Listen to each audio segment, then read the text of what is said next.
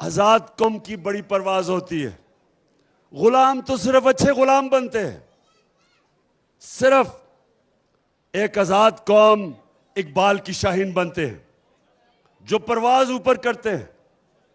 तो हमने आजाद पहले तो होना है कि पाकिस्तान के फैसले पाकिस्तान में हो।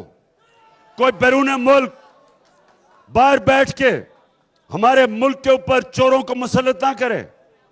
हम अपने फैसले करें, हम फैसले करें।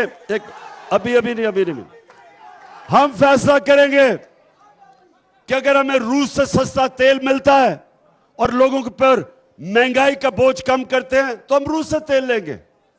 अगर हम ये समझते हैं कि पाकिस्तान को किसी की जंग में मुलव्वस नहीं होना चाहिए, हमें वो कोई इजाजत नहीं देनी चाहिए कि हमारे मुल्क के ऊपर से ड्रोन जाके किसी और मुल्क के ऊपर हमला करें, क्योंकि हम अमन में लोगों के साथ हैं, जंग में किसी के साथ नहीं है।